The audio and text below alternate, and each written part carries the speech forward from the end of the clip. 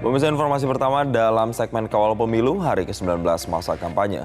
3 calon presiden pemilu 2024, Anies Baswedan, Prabowo Subianto, dan Ganjar Pranowo kembali melakukan kegiatan kampanye pada Jumat kemarin. Pemirsa, calon presiden nomor urut 1 Anies Baswedan menghadiri diskusi santai bersama kaum disabilitas se-Jabodetabek. Anies menyatakan fokus kesetaraan diberikan kepada 4 kelompok paling rentan yang perlu difasilitasi, yaitu disabilitas, lansia, anak-anak, dan perempuan, khususnya ibu hamil. Anies mengatakan pendekatan paling penting ada pada kolaborasi. Maka negara harus menyusun fasilitas umum agar memberikan kesetaraan bagi seluruh komponen. Kartu identitas penyandang disabilitas direncanakan akan kembali dibuat apabila dirinya memenangi kontestasi pemilu 2024 mendatang. Dan di dalam ikhtiar melakukan perubahan ini, salah satu hal mendasar yang kita ingin kerjakan adalah memasukkan prinsip keadilan di dalam penyusunan kebijakan. Dan prinsip keadilan itu artinya juga prinsip kesetaraan dalam melakukan kebijakan-kebijakan. Dan bicara kesetaraan, itulah yang dibutuhkan oleh para penyandang disabilitas di seluruh Indonesia. Pendekatannya adalah kolaborasi. Kenapa? Karena yang paling tahu tentang kebutuhan bukannya pemerintah, tapi kelompok 4 ini yang paling tahu. Penyandang disabilitas itu yang paling tahu apa yang sesungguhnya dibutuhkan sehingga terjadi kesetaraan. Betul tidak?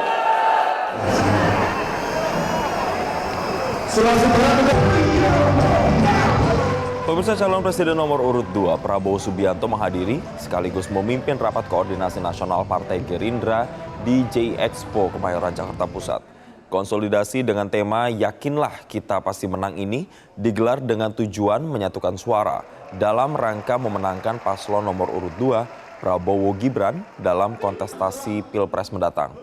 Capres dari Koalisi Indonesia Maju ini menjelaskan, konsolidasi dilakukan menjelang masa akhir kampanye agar para kader fokus dalam menyampaikan visi misi pasangan Prabowo Gibran. Konsolidasi menyiapkan langkah-langkah ke depan yang terakhir kampanye kita dan mereka fokus betul-betul ke rakyat semuanya, menyampaikan program-program kita adalah suatu roadmap cetak biru. Kita lanjutkan pembangunan fondasi oleh Pak Jokowi dan kita bawa Indonesia ke tingkat yang lebih hebat lagi. Calon presiden nomor urut 3 Ganjar Pranowo melakukan rangkaian kampanye Pilpres bertemu dengan pekerja buruh dan pelaku UMKM di Bekasi, Jawa Barat. Para buruh menyampaikan keluh kesah mereka terkait sulitnya mencari lapangan kerja dan adanya pungutan liar serta calo yang menjadi perantara para buruh mencari pekerjaan. Mengatasi hal tersebut, Ganjar menggagas program sinergi antara lembaga pendidikan dengan pelaku usaha. Sekolah menengah kejuruan juga akan dilengkapi praktik kerja yang lebih progresif agar asesmen dan kompetensi peserta didik siap bekerja di industri. Rasa-rasanya mulai penting untuk menyiapkan SDM-SDM unggul kita dan menemukan antara sekolah dengan industri. Sehingga setiap ada industri dibangun di situ, yang terdekatlah yang bisa masuk. Yang menyedihkan adalah mereka mencari pekerjaan, pengakuan 2 orang tadi harus lewat calo dan nyogok.